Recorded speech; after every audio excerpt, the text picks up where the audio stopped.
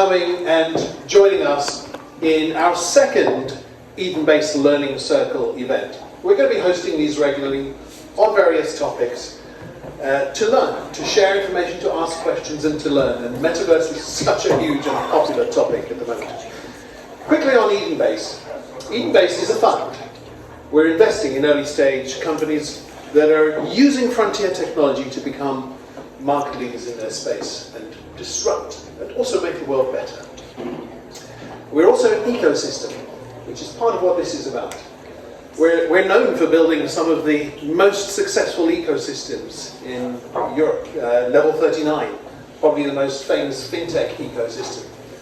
We built it and ran that for the first 3 years. Home to many unicorns, now decacorns, in just 6 years. And our plan here is to do exactly the same. My co-founder, where is he? Daniel Doll-Steinberg, you'll see him on the panel later. Stalked me for about a year to persuade me to do this and to set up EdenBase. We love the launch of EdenBase. We love that we're contributing to the community, but also the community contributes back to help us as well and to help each other, which is how you create this ecosystem that optimizes super growth. So over the next 12 months, we think we'll invest in about 16 companies. You're going to hear from Threedium, who was the first winner of our investment competition. And you'll see the kind of example of the kind of business that we're quite interested in, helping, supporting, and finding the talent to really supercharge their growth. Finally, if I may, I just want to thank the team for putting this event together, because it's not a trivial thing to do these things. And we're also getting to know the systems in our lovely home here. But our partners, Huckletree, who provided the space, are very keen to attract more companies like ours and like those. And the fact that you're interested, if you're interested in some of the space here, please do let us know. That's it for me. Please approach any of us afterwards, but I'd like to, at this stage, thank friends, supporters, investors, partners for supporting us. We're really are ridiculously excited about the next few years, and thank you very much for being here at the beginning. You'll all look back and you'll be able to say, I was there at the beginning when they spoke about this and that. We saw Threedium when they were this big. So that's the whole point, is to be part of this journey. With that, I'm going to hand back over to Gigi, or Gokce Gizer. Gigi, come on stage quickly. I just want to quickly introduce you, because you won't do this, I'm going to do it. Gigi was persuaded to leave New York to come and help us set this up at the wrong time. It was the beginning of lockdown, and so we finally let her out, and what she has done is help us launch EdenBase with this amazing investment competition. She's also helping lead some of the investments that we do, so actually the person to speak to if you have an interesting opportunity, it's certainly there. And also, thank you for making this all possible. Your experience at running, one of the directors of the Extreme Tech Challenge with Bill Tye, probably the world's most successful, I think, investment competition in the world, has really helped us and put us on the map. So thank you. Quick hand for Gigi, because she won't get this later. Thank you. Appreciate it. Even though I moved at the worst time possible, I actually love being in London, and I really love the London tech ecosystem, and I feel incredibly grateful to get a chance to work as part of EdenBase with Eric, Daniel, and our team. And isn't the London tech ecosystem, and I know there's non-tech people here too, amazing. It's really amazing. So New York will always have a special place in my heart, but London's amazing, and I'm really excited to host one of our bigger in-person events today with all of you. So I'm going to take a seat, and I'm going to tell you a little bit about what an EdenBase Learning Circle is, so that everyone has kind of the right expectation set. We, as part of EdenBase, one of the values that we have is to collaborate and share knowledge and help our community learn and grow. And learning circles are a part of that. And we had our first EdenBase Learning Circle last December with Scribe. I don't know if they're here. Yes, over there. Yeah. Emmanuel and Rob, if you're even the tiniest bit interested in AI, you go talk to them. And I feel like we're gonna probably have another one with them because we had so much attention from that. But we do these learning circles about these frontier technologies to share the knowledge from our expert community. So if you're an expert and you see some of these things like very fundamental, that's kind of the point of it. And with that, I also want to say, I know Eric thanked them, but Huckletree Shortage, our amazing hub partner. And as Eric mentioned, we have lots of spaces here. If you've seen around, it's a beautiful space. It's a lot of tech companies, because I know some of the co-working spaces are more corporate or advertising, hiring companies and stuff. So definitely find us on all these digital platforms and connect with us. If you're connecting with us on LinkedIn, please add a little note, and we're really happy to have you as part of our community. If you want to get updates about what we're up to or find out about our events, sign up for our newsletter on our website. So after all of this, yes, finally it's time for our panel. And as you'll see, we have a mixed group of people to talk about Metaverse. So we have Daniel Doll-Steinberg, who's the co-founder of EdenBase, but today he's coming as an expert in integrating disruptive technologies into bigger corporations to share the process and his experience for that. So you can come take your place here. And then we have Mike Charalambous, CEO of Threedium. You might have heard of Threedium. They are turning into this big 3D AR company, going into the Metaverse. Yes. And then last but not least, we have Sebastiano Mura, who's the global business leader at McCann WorldGroup. He's a multi-award-winning global marketing expert working with brands in various industries, including sports, tech, FMCG. So this is going to be an interesting discussion. And as I said, at EdenBase, we want to make sure that we collaborate and bring in all stakeholders to the table so that we can really see what we can do with these frontier technologies and help us really adoption and penetration to make people's lives better around the world. So thank you, welcome. And that one is not reliable. We'll share that one. Yeah. And one of the things I really love about the pandemic is that it made everyone more understanding and flexible of these kind of technical challenges. But I want to start by asking our panel to do their own intros. I'll start with you. Okay, thanks. You've heard a bit about me. I'm Daniel Steinberg. Oh. This one. This one. Hello. Can you hear me? Yes. 1, 2. Oh, yeah. Hi, I'm Daniel Steinberg. I co-founded EdenBase with Eric over there and Ariane over there. We are, as we said, a fund really specialising in disruptive technology. I've spent 30 years in disruptive technology, and you can say I don't know. Was it working? It sort of was, but you need to push it into your face. Hello. Hi. I won't start again. You can come closer. Hello. So I've been in disruptive tech for 30 years. I started in fintech in the early 90s in the derivative trading space, and then I went to corporate, very corporate, preventing a bank being shut down, which was really interesting, getting people to change. I spent my career after that doing two things. One was starting disruptive technology companies, first one in value and security. For the big software and gaming companies, we changed the way that they manage their IP. And as a sort of side, at the same time, as a side, I advised the European Commission, the commissioners on disruption and innovation and growth, etc. So I did that. I got involved in the blockchain space in 2016 and really had this thesis about how we invest in companies in EdenBase. And I tested it, and we did an ICO started in 2017 with an Ethereum founder, Anthony Dioria, a bunch of gaming legends, and the first NASDAQ-listed company, a big brand in the space called the Atari Token project, which actually in 2017 was a very, very big Metaverse play.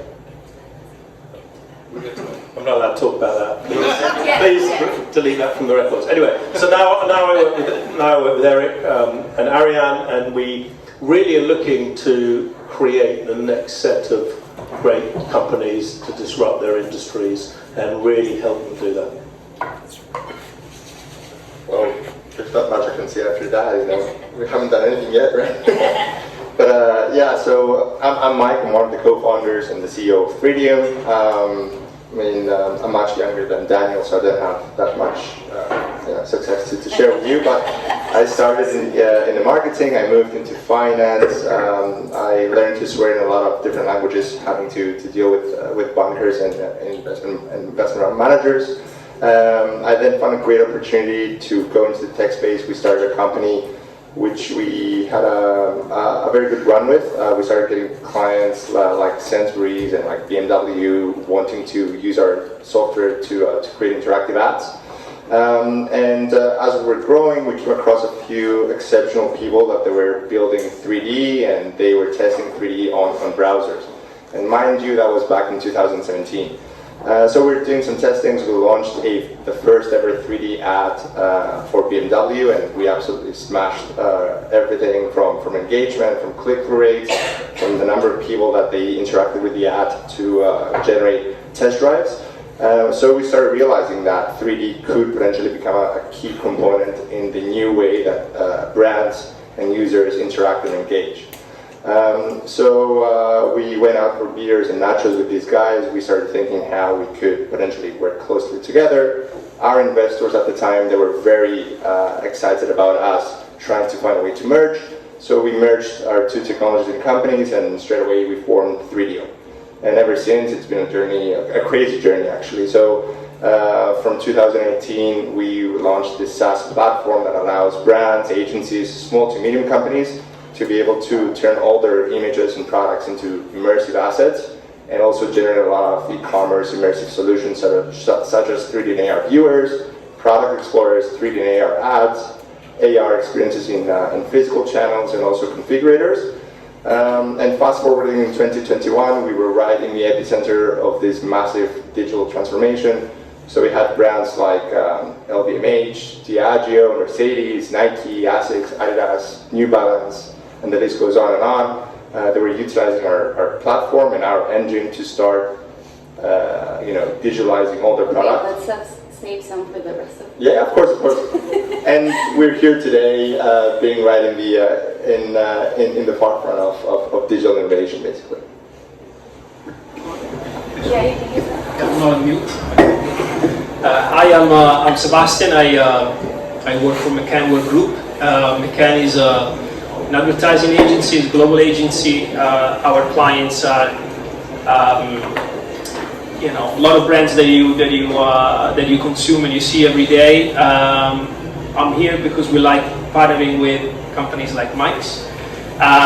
We strive to keep our offer innovative, and this is why places like this are extremely important for us to be involved and partner with tech startups and accelerate clients' growth within innovation by partnering with the likes of Threedium. With Mike, we've been partnering together for like a year and something now.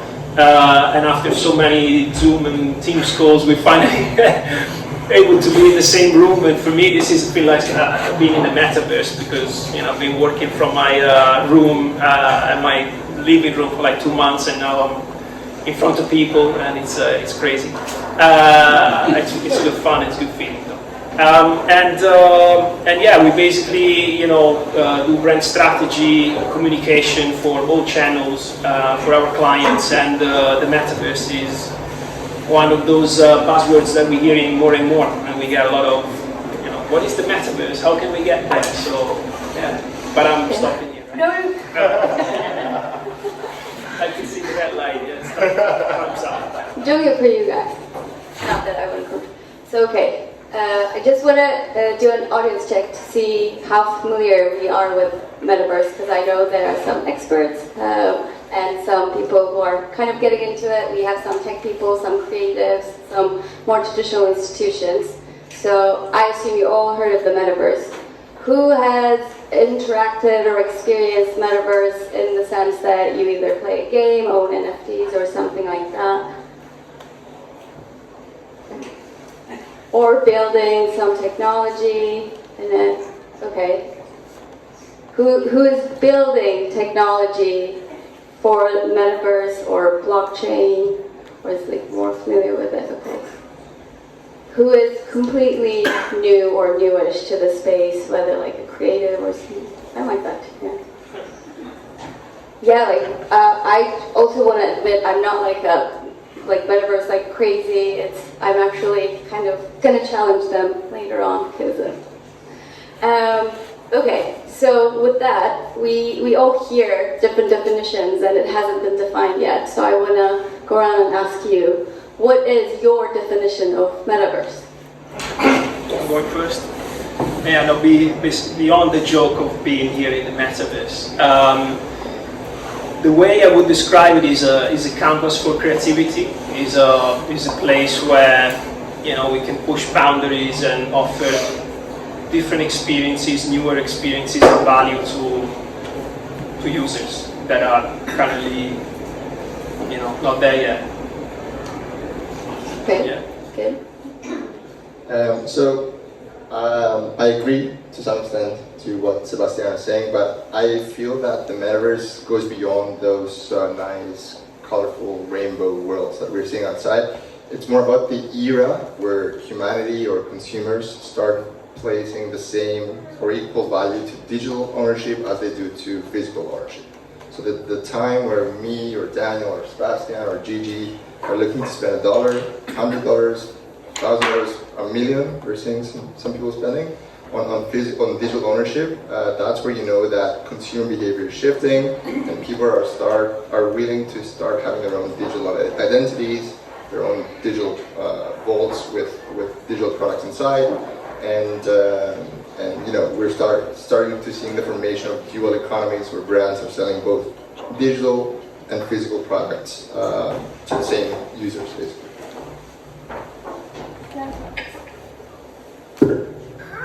No, I really don't like this question. I guess the Metaverse is whatever we want it to be. The best way of predicting the future is to create it. And it's a word for Web3, or a version of Web3. And Web1 was decentralized, Web2 through Facebook and Google, etc., are very centralized. And the Metaverse is a sort of digitized world. I think the definition is it's a single digitized world that everybody acts in a single world. Whereas the multiverse, which comes out of gaming, is multiple metaverses which you may or may not be able to transfer across. I actually prefer the multiverse solution, which is you exist in one world and you can transfer to another one, rather than the metaverse one. But it is what's happening.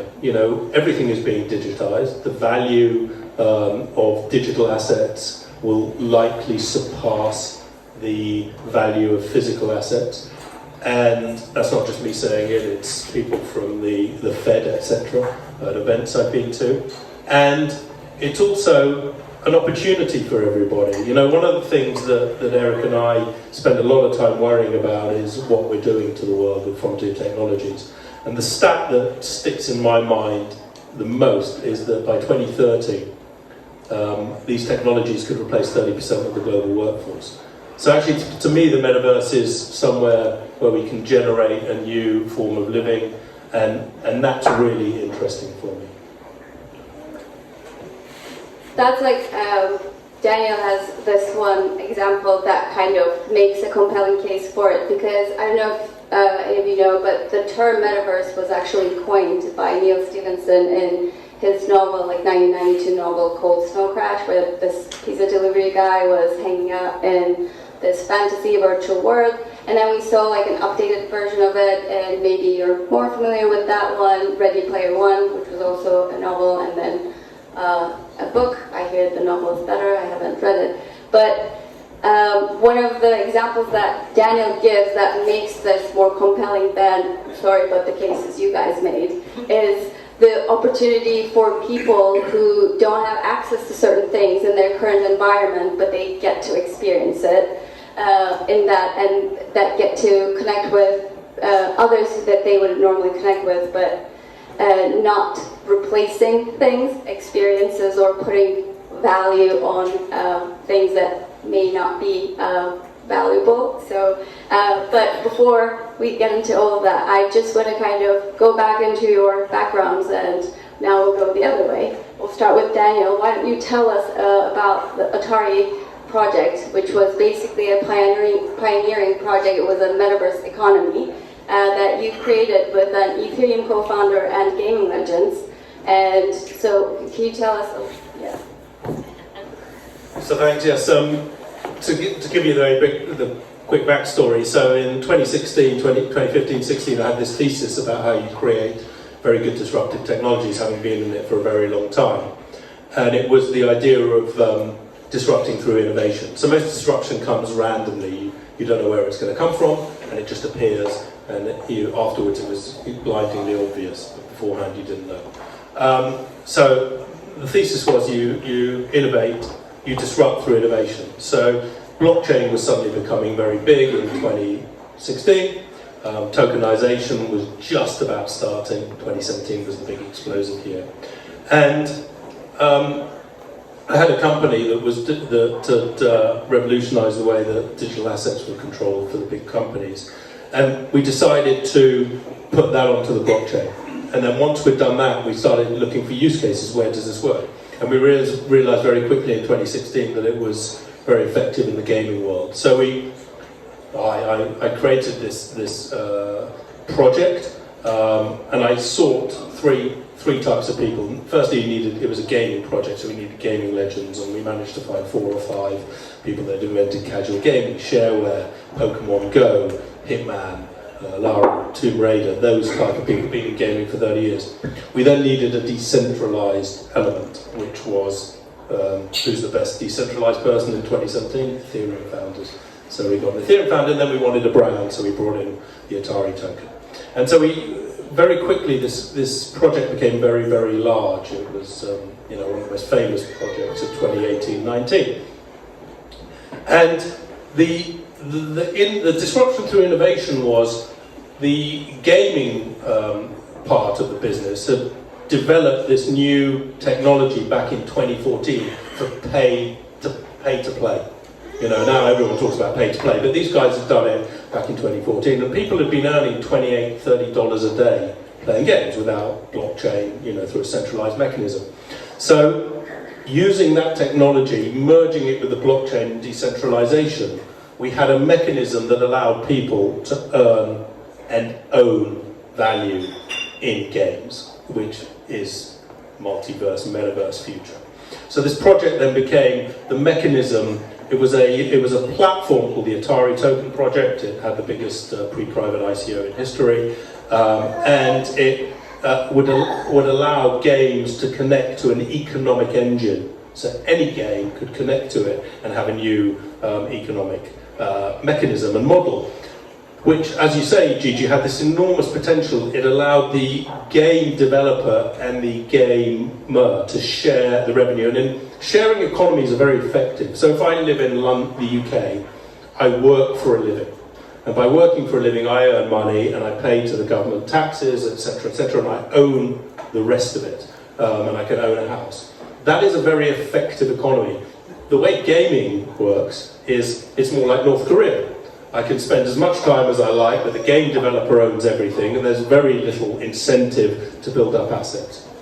So you move it across, and as you alluded to, Gigi, the fascinating thing was this ability for people to earn money, and how that the United Nations got behind it, because it allowed people in, let's say, in Afghanistan to earn a living.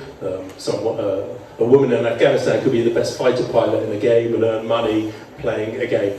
And that's really how it happened. So it was a very comprehensive project. Unfortunately, it was a little early and Atari took it back. But the idea for this very comprehensive metaverse was born from that. And we'll tie it into Threedium. Can you just explain its relations to the EdenBase model? Okay, well, the relation is that we took a group of people that understood gaming very well, understood what the future of gaming would look like, and we worked with them to add frontier technologies. In those days, it was just blockchain. I mean, AI was coming later, but it was adding blockchain to allow them to completely take over an industry. And actually the numbers, even in 2018, when, this is 4 years ago, I think it was a $16 trillion a year economy. And that was the EdenBase model it's taking, disrupting through innovation. And that's kind of what we've been doing with Threedium. Yes. So Threedium, you almost doubled in the last year alone, and you have more than 3,000 people signing up, working with more than 40 enterprises. And I have to say, these guys were literally building this thing, ready to take advantage of Metaverse. So can you tell us about how you started and how you transitioned into this, how you changed your model? Because I know that you guys also think that you now found your kind of North Star with this. Yeah. I mean, just to go back to Eric's words, they want us to be 150x from where we are, so we still have a long way to go. But no pressure. As I said, we started with our mission to be able to democratize digital assets and digital experiences on e-commerce for all the brands. And as we were tipping our feet into the water and crawling in the mat and synthesizing all these different problems and experiences and ideas that the brands wanted to achieve by having digital assets, we started exploring different distribution channels that will enhance the utility of these digital assets for the brands so that they can have more opportunities to generate more revenue using these 3D and AR products, but also making their back-end operations more cost efficient. And so we were working with them to help them to embed 3D and AR in their culture, in their DNA, to be able to use 3D and AR objects to improve prototyping and sampling. But at the same time, from a more customer-facing perspective, we started launching all these different e-commerce enabling solutions to help them engage users more, help them convert more, and to some extent see a significant drop in product returns. And you know how brands are, and I think Seba can vouch as well. They always want to see what's next. What can you guys do more? And this kind of question kept pushing us more and more to start exploring all the different channels. We were not gamers. I mean, our culture, our DNA as a company is to enhance e-commerce and commerce in general. But as we were playing around, we started to realize that 3D is a major component for the new internet, for the metaverse, for any kind of innovation that the brands want to do. And therefore, we started testing the possibility of our platform to be able to compress and optimize these 3D assets so that the brands can go also in the metaverse and start selling directly to avatars. And to echo what Daniel was saying before, we wanted the brands to be able to go into a more gamified commercial strategy and benefit out of that. And we kind of did it, and we did it fast enough. And I think we were the first in the game to be able to spot this opportunity. And a year ago, when we were telling to the brands about, hey, this is what we're doing, and they were staring at us like, what the heck are you guys doing? They're now coming to us. They understand the strategy, and they're working with us. And we see more and more departments and more budgets being available for these experiences to come to life and start benefiting from the metaverse. Thank you. And as we were talking about brands engaging consumers, and there should be more than just selling, and in your intro you mentioned creating value for your users and finding other platforms to engage with them. So, and I know that you also bring in creativity, tech, and innovation as you try to solve your clients' business challenges. An example of that is working with Mike, but how do you see all of that tying into how can brands leverage technologies and partner with companies like Threedium to solve their challenges, or why is the metaverse important for them?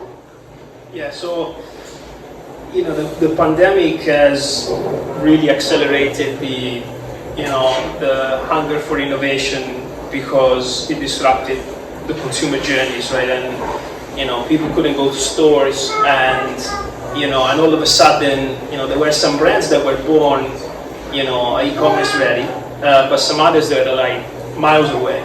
And and this is how actually I got in touch with Mike, because we were like tasked and by our clients is saying, how do we offer experiences with our shops that are closed? Like the whole retail environment was no limits, and people couldn't touch and couldn't see objects, and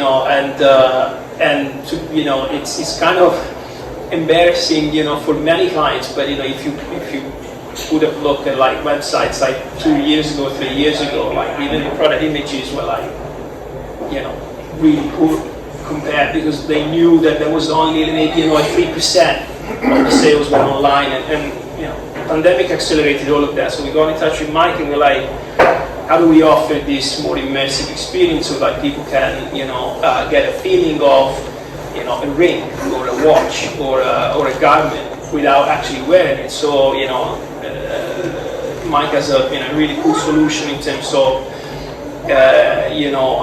getting to AR, where you can place an object in your space, furniture, and that was the beginning. And now obviously we have developed solutions where the website became more interactive, so you could actually go into space and walk around and have a little bit of a feeling of the experience that you were missing for the retail, the retail environment. And then more and more people are now used to buy online, and I think that is actually a much lower barrier for the metaverse.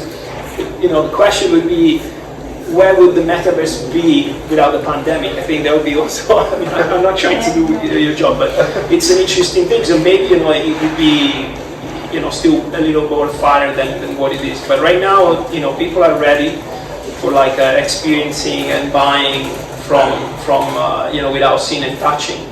And, but at the same time, brands are not just about selling. Like people are asking brands to play a part, and to be more active in the community, to have a purpose that goes beyond, just, sell me stuff. And it's very hard to retain your consumers.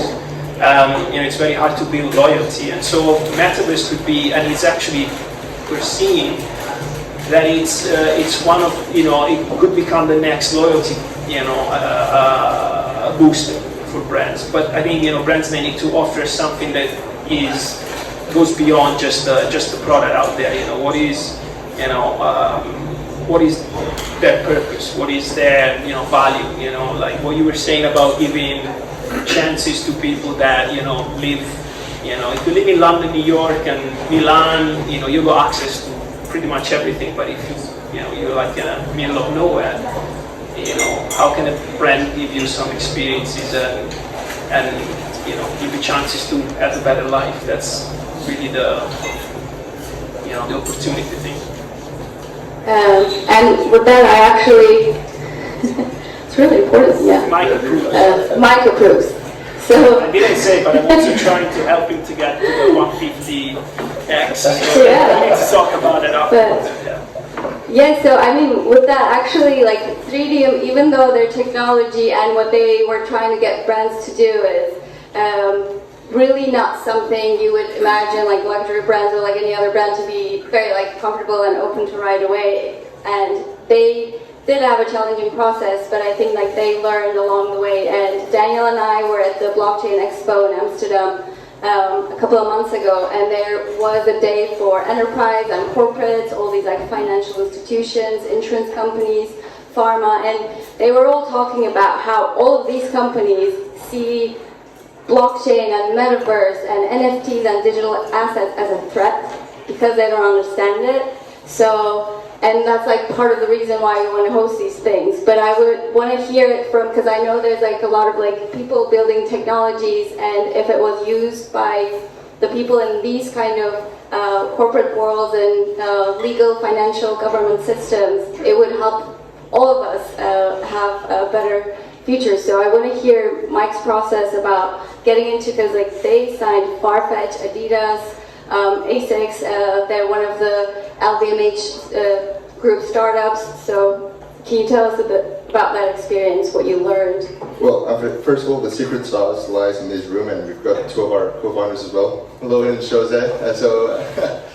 They've been crawling in the map of us, and believe it or not, whatever we achieved so far as a company, we achieved it as three and a half people going around and helping the brands to onboard in this disruptive journey with us. And trust me, and you guys can vouch as well, it's not easy to get all these global brands to go on a disruptive journey and trust us, a relatively unknown startup with all their commercial needs and problems. But I think what really put us into the pedestal was, first of all, our patience, because we were very patient with them. If every time we will charge an equal for all these questions, repeated questions we receive, we will already be 150x.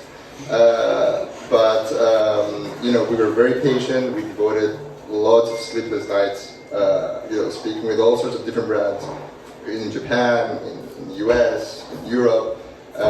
Also, our product speaks kind of for itself. So every single company that was convinced by our patients and they were testing our product on a pilot basis, they would constantly and repeatedly smash all their KPIs and expectations, and that effectively put them in a very comfortable position to be able to devote more budgets and allow more departments to come in and start ripping us apart.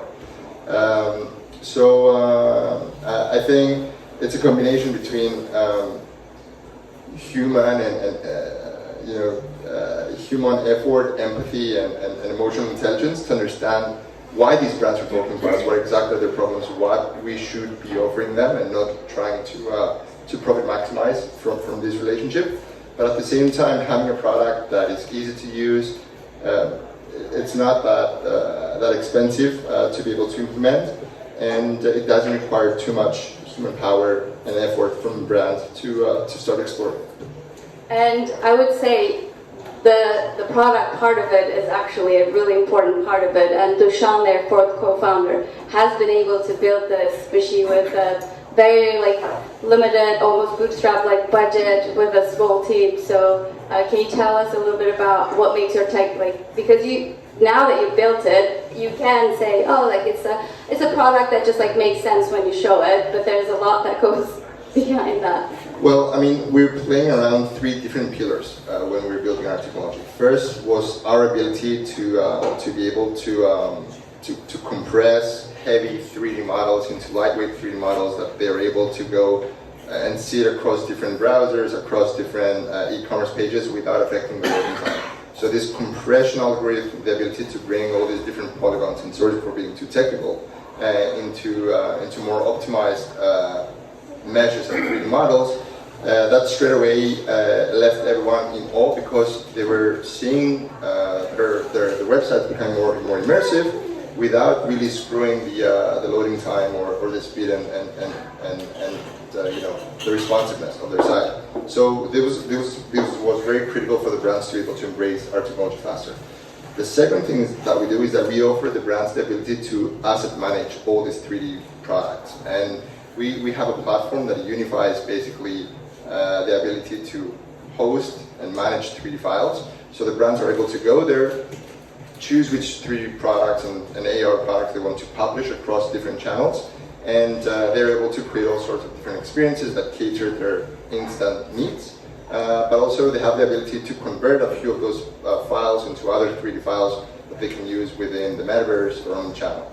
The third pillar that we are playing along with is our distribution architecture in a way, because we are able to host hundreds of millions of 3D assets simultaneously across different channels, and we can have the ability to have multiple millions of users interacting with those 3D assets and AR experiences and what have you, without interrupting the experience and without having the brands to have to spend a fortune on hosting and servers.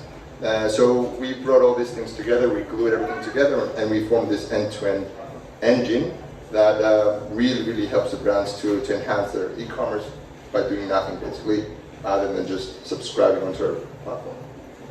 Great. So basically, it's committed founders who have patience, who have the relationships. Yeah, hello, Jose over there, Mike, who have the EQ to build the relationships and the patience to sell this product that was built with, I assume, a lot of like relationship back and forth with because it sounds like you understand your audience and their problems really well now. You talk about interoperability, asset management, distribution, you're solving, like it sounds like you really understand the problems. And you also mentioned that you show them like tangible results, that they could see it in their KPIs. And you mentioned something about budgets. And with that, I want to ask Seb about it, because you also mentioned that brands have budgets for this kind of stuff, but they don't know it might be allocated to this kind of partnerships. Yeah, I think there are different, different brands, and there are like traditional family-owned. There are like more, there are brands that have like innovation departments within themselves. But there's a good model. I'm not going to advertise for a specific brand. There's a good model we call like the 70-20-10. So usually you allocate 70% of your budget to what you do and you need to do, and make it better. Then the 20 is how you can optimize that 70, and then the 10 is budget that you throw out there to test and learn. And if you wasted them, nobody's going to complain because you tried, right? But not many companies thinking, they think that way. And I think within the metaverse, the challenge is, it's also obviously very much related to cryptos, which makes a lot of financial departments and procurement team very nervous, because a lot of brands are like quoted in stock markets and they have a lot of compliance rules. And when you say, yeah, pay me in bitcoins, I'm not too sure that can fly. So I think beyond that is something that again can be sorted, but it's being such early stages. It's difficult for for many brands to try, because a lot of people have budgets but they need to show ROI immediately. And so you need to be lucky in a way that you've got clients that are willing to try and willing to fail, because nobody knows what this is going to be in 1 or 2 years. So it's not easy to find the right client. A lot of clients are just probably tell us about this and tell us about that, and you spend hours and hours and hours, and then they don't commit on anything. Others are like, maybe have a bit more, bright minds within companies or decision makers, and they're willing to try and learn and fail and repeat. But I would say these are not many around. And when you mention luck, I can't help but think of like Daniel refers to like what. About I'm not going to ask you this more.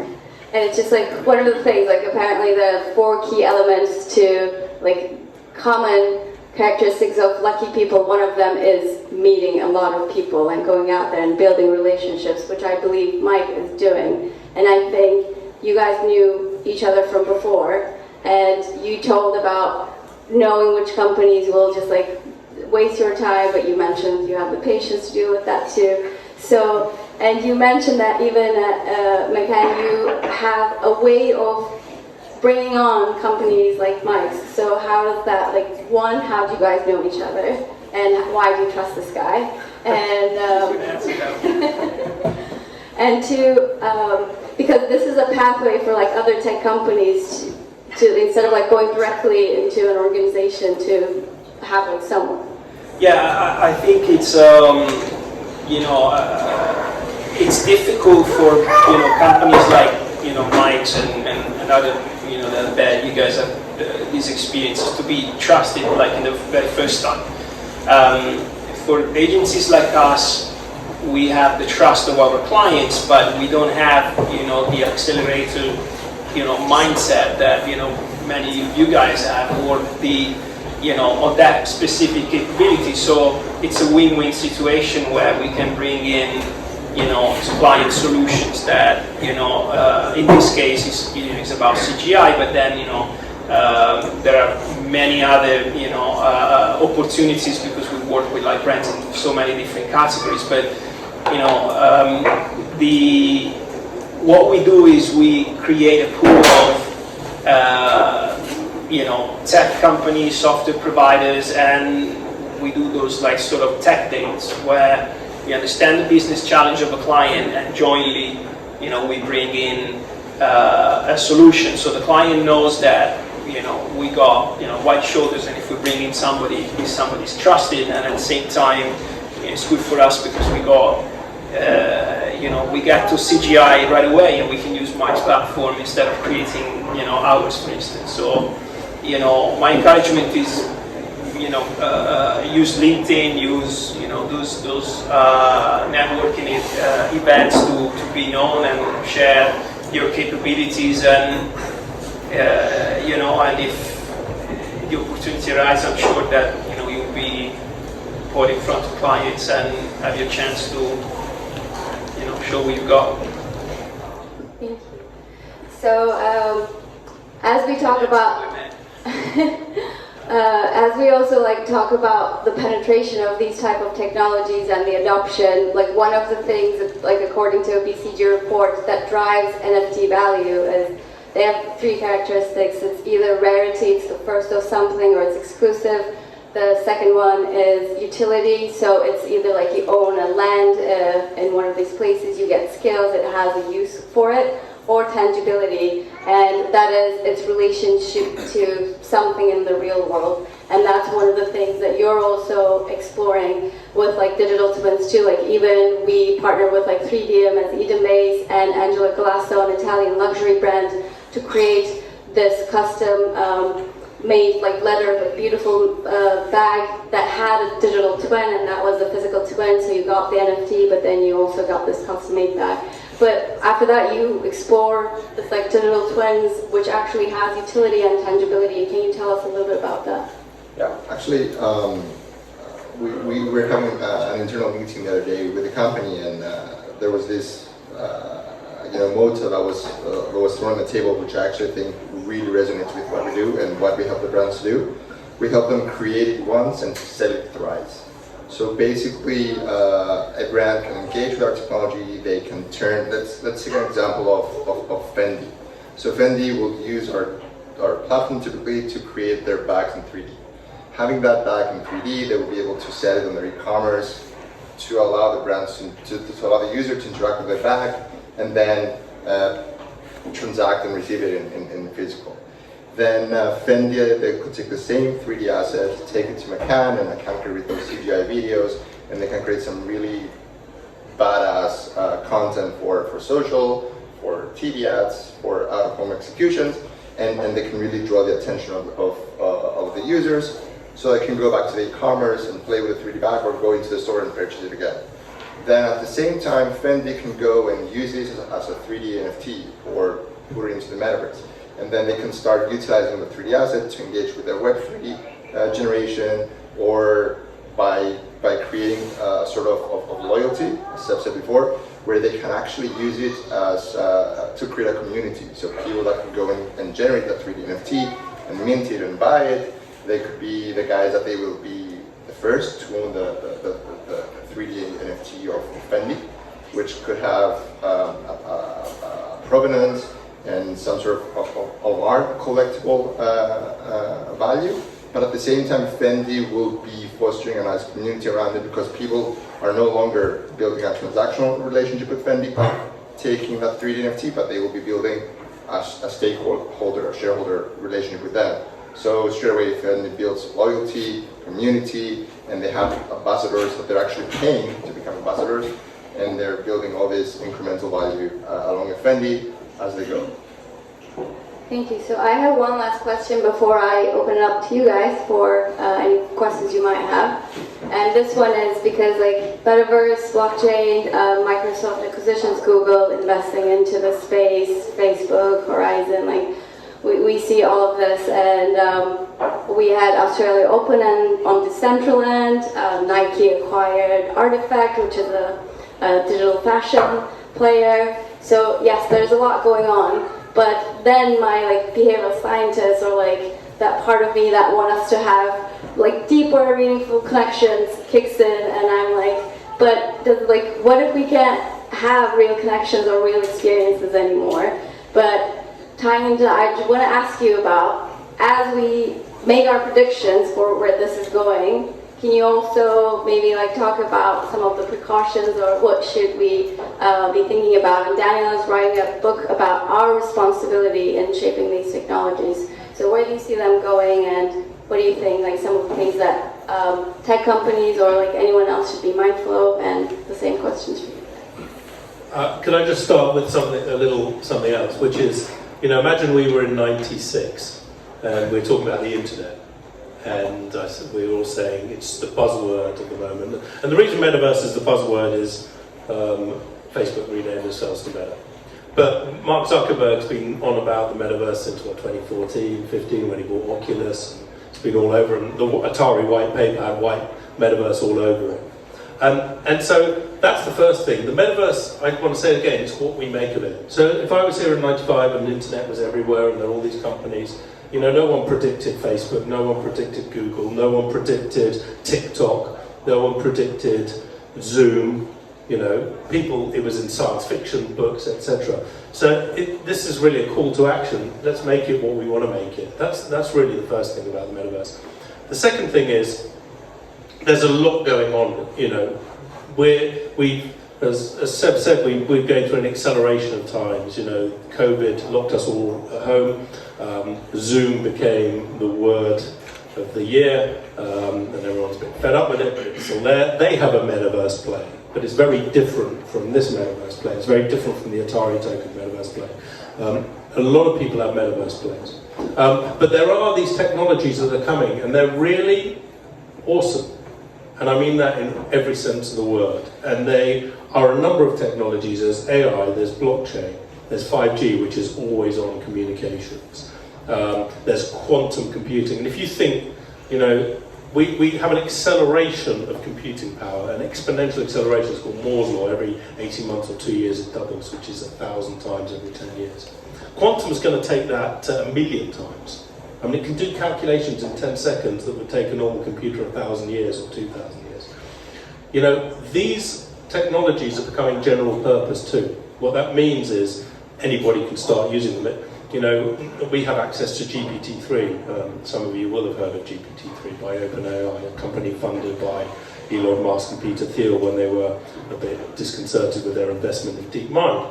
They had a demo. It was only about 6 months old, GPT-3. It's an AI product. In last summer, they did a live demo, where they talked to it and it wrote the code in Python for what they wanted it to build. I mean, that's general purpose. Anybody in this room by next year will be able to code, whether you've learned it or not, because the computer's doing it. All these technologies are happening, and they're happening on a fundamental base of an exponentially accelerating foundation of the computers, and these technologies that are all combining to create this future. And it's going to happen. There are people all over the world building this without anybody watching them, without anybody checking what they're doing, and then they wake up one day and go, oh my God, we created Facebook, we didn't know. Yes, they didn't know, and they didn't know what the harm would, they didn't know all the suicides, etc. So we have a different perspective here, which is, let's think about what we're developing, let's mitigate the dangers of it. But then we've got to look at the positives. The last decade, and people will probably smile, but it was the best decade for humanity ever, thanks to these technologies. Lowest child mortality, best health, longest life expectancy. Yes, people still live terrible lives. So these technologies are going to solve the problems that we're facing, but they're also going to throw up a large number of problems.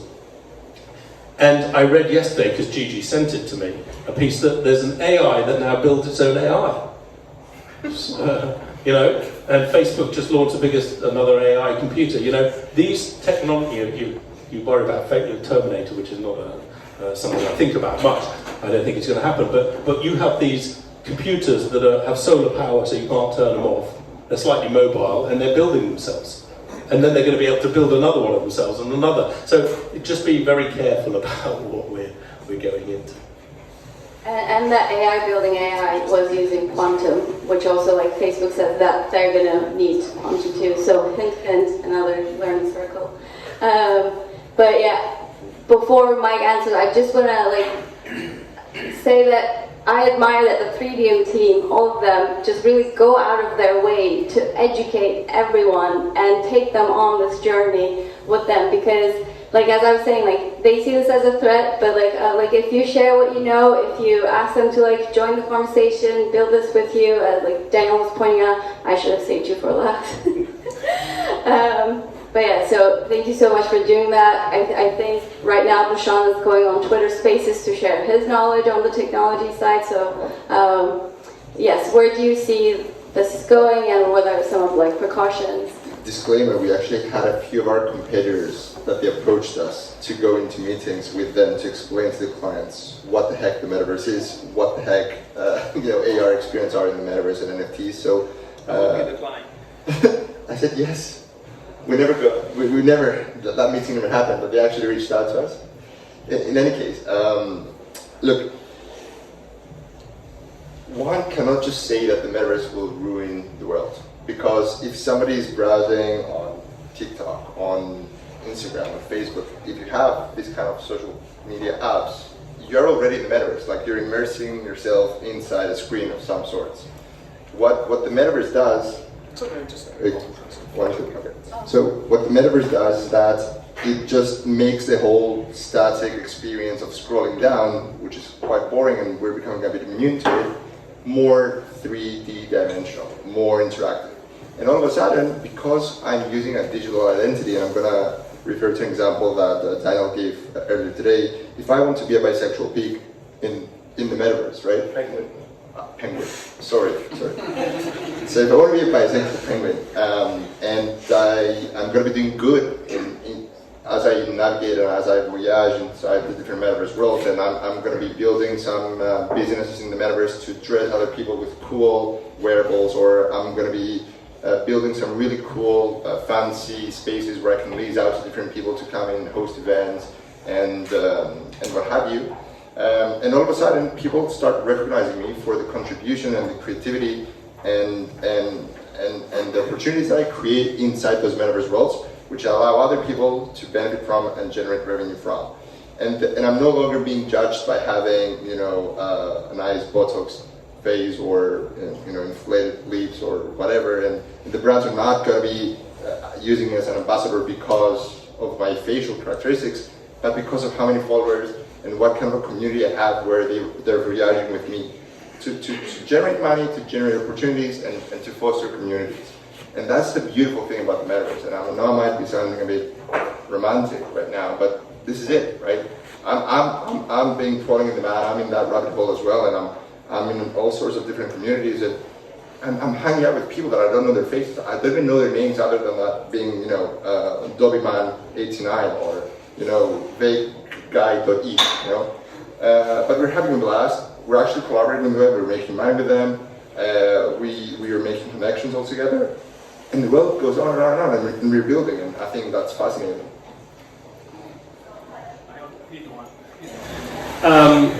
So I like what you said about making it what we want it to be. It's hard to add on what you guys said, but for me, the exciting thing is, as I said at the beginning, is the creativity. Is this like canvas that is right now is not so much regulated. So if handled responsibly, as many brands say, it's definitely interesting. The watch point is. We know the planet is suffering. We know pretty much all clients we work with, they are, in need of sustainability, policies on how they, can, make the planet better. And I think, the Metaverse has the opportunity to evolve, from where it is right now to be, a bit more sustainable and, potentially, help out brands in producing less on the physical world and more in the digital world. But we know also that it needs a lot of computing power, and that power right now is not all solar as it is. So that would be the challenge, I think, for all of us and developers and creators to be a bit mindful of energy use. If that's possible, that actually got me really excited. Yeah, imagine if like there are no malls or no shops there, just like schools or parks or stuff like that, and you only can shop in the metaverse. But do you have a question? Yes. So now we'll open it up for questions, starting with Eric. It's, yes, founder's privilege. So, as an example of how people thinking about the metaverse can make some money in the metaverse. Oh my god, I know what the graph. And this is separate from Threedium, right? Could you please explain what a Bored Ape is and how you make a residual income while you sleep from the Bored Ape Yacht Club? Bored Ape is a ridiculous art that is being sold for hundreds of thousands of dollars, and people are super excited to spend that money to own one. So that's what a Bored Ape is. But ultimately, yes, what one can do in the metaverse and with the NFTs, and going back to what I was saying before, with the value of digital ownership, me and also Load up there, we both, invested in this NFT collection that ultimately allows you to own digital yachts. And we bought these digital yachts, and we have now the rights to be able to charter them and lease them to all these Bored Ape owners, to be able to go and do yacht racing in the metaverse, and they are paying us every day to be able to lease our yachts. And it's true, like the plan is that we're going to be receiving passive income because we are the owners of these yachts, and these Bored Ape guys, they want to go and show off their digital identities as to how they can do all this crazy stuff in the metaverse, and then all of a sudden everybody's making money, right? Because the NFT collector was able to make money by selling us that NFT. I was able to make money because I was staking that NFT, but I was also leasing my digital yacht in the sandbox. And then another person that has set up a pier next to the lake so that people can go in and buy cool cups to dress their apes with, was also making money. And all of a sudden, there's a whole new economy where we're sitting and we're just making money because people are just enhancing their activities and experiences within the metaverse. Okay. So yeah, we have a question back there, and Henry is bringing the mic. And in the meantime, I want to thank Nikki and Henry for literally putting this whole event together. So please, a round of applause for them. I know we had some technical issues, but it does look like a professional event. Hi, my name is Tanya. I work in advertising production, so I don't know much about the metaverse like you guys probably here. My question is, so there's like a paradigm shift, right, from like the physical to like the digital reality, and it's changed over the years. It was like MySpace and then Facebook, and now it's going deeper and deeper and deeper. To what degree do you think the metaverse is, as a concept, here to stay? Like, at some point, do you think there's going to be a shift between the value people place on physical reality versus digital reality, and enjoyment only in digital? Like, are we going to just all become living, by sitting down and just like plugging into the matrix? And I mean, is physical reality going to lose value? And basically, I'm asking you if the metaverse is a fad, or well, I know you hope it's not, right? But how long will this, till the next big thing comes around? It's a brilliant question. No one can predict the future. But the metaverse is like the catch-all term, I think, of part of Web3, and Web3 is happening. So it's the moving back, or the attempt to move back to what Web 1 was about, which was owning your own data, having value in what you have. So I think it's definitely here to stay. Clearly, Mara's law teaches us that things have a hype cycle and they crash and everyone ignores them for a while and gets bored, and then in 5 years' time or 10 years' time they can't believe the world they wake up in. But it is such a good question because it goes back, I think, to my call to everybody. It is what we want to make it. And if we let Facebook make it, then it will be the Facebook one. If we let Zoom make it, it'll be a Zoom one. And if we build, which is what we want to do here, get people to build and make really cool stuff that's really creative and really innovative and does cool things. And no, do I want to live in a world where everyone's sitting in front of a screen? No. I like meeting people. I like going out. Everybody does, and I think it will be an opportunity to, however, to earn a living if you want to do that, as well as you can earn a living in the real world. But it's up to us to make those opportunities available. I mean, my son, who's at uni now, he plays games all the time, and you should see his bank account. I opened it once, I was like, it's so much money there, because he was very good at Call of Duty, and people were paying him to complete missions, and it's incredible, and so that's not what I aspire for him for his life, but nonetheless, it's not a bad position to have been in. He's also a very good sprinter, but so let's make the future for the people that we can.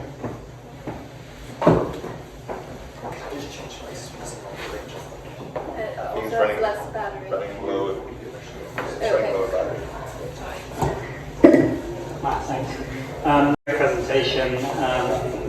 I think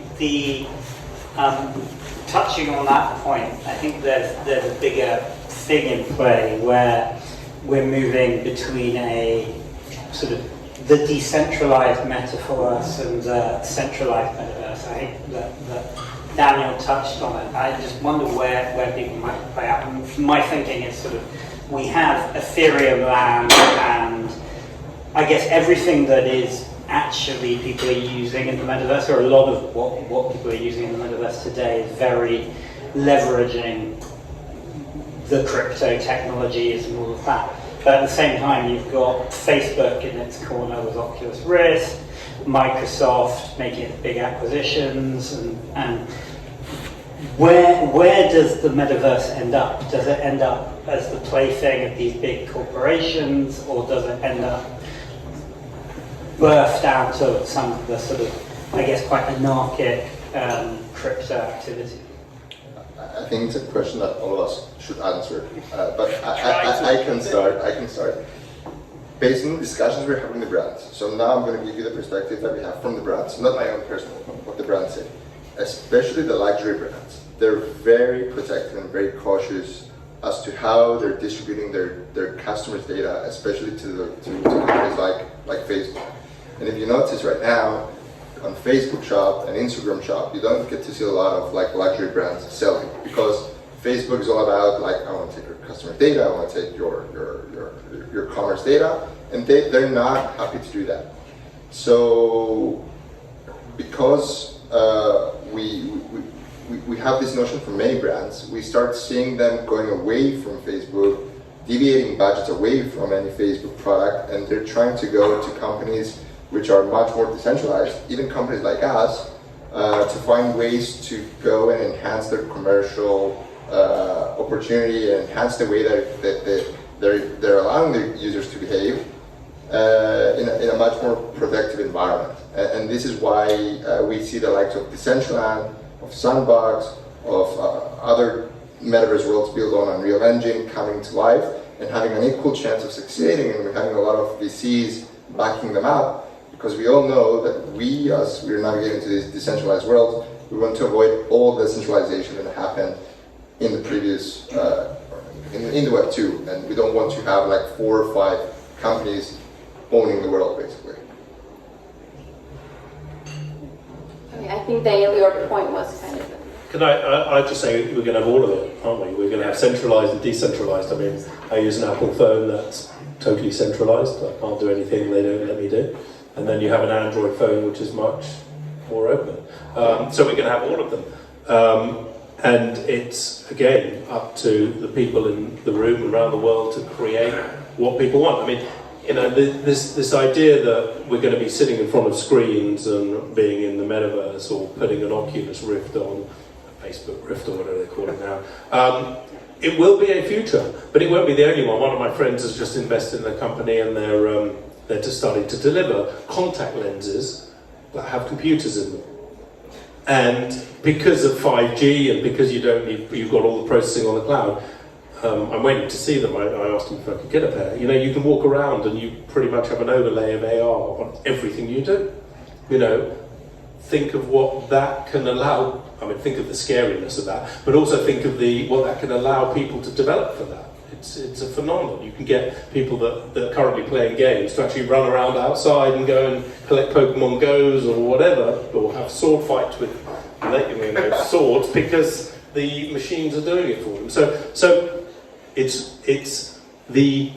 all the opportunities we have, and the danger of the problem with decentralized versus centralized, and why Web 1 moved to Web 2 is it's so much easier if it's centralized. When you have a single entity controlling it and having all the information and having which is why Apple works so well, having a seamless operation. But actually there are millions and millions and millions of people out there that can build better things, and with the swarm effect and with technologies, I think they're going to be the future. So I'll ask Sab for his last thoughts that you want to leave us with, because we've been over time, but we were expecting this was going to be an engaging conversation. But No, I also agree it will be, I think, a little bit of everything. You will see some brands playing, meaningful, experiences and roles within the metaverse. Others that will try and they will fail because, communities will just wouldn't like what they would do, or they probably think they just, there to kind of, maybe just sell products without adding any value. So I think. When it comes to fashion, for example, it looks like right now they're probably in a better position because people can, dress up avatars, or they can show what they've got, and that has a direct correlation. Like if you're thinking about a supermarket today, what value can a supermarket add on the metaverse, right? I mean, but maybe, in a few years there will be a direct correlation in value, and you see supermarkets also there. So it's hard to predict, but I think you gotta have a sense of a purpose and a mission and a clear strategy. Otherwise, just wait maybe to find the right opportunity and also the right space, because there are some lands right now where a fashion luxury brand wouldn't be advised to be there, because if you got like a bag that look like a Lego character and you're selling a bag that is like 5,000-6,000 euros,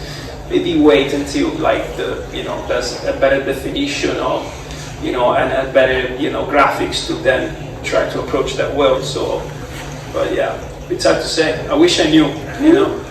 And nobody should know. It's such an early technology. It's only been around for 4 years. Anybody that says that knows exactly what's happening, just run away from it. But I think to know exactly what's happening, to Daniel's point, it is really up to us to collaborate with people. Even if you're not in tech, you can collaborate with tech companies from your expertise in your own field, and this could be exciting if we really shape these technologies to free up the time, space, energy in our physical world, so that we can enjoy it more. You with your passive income get to spend more time outside because you're not already in the real world.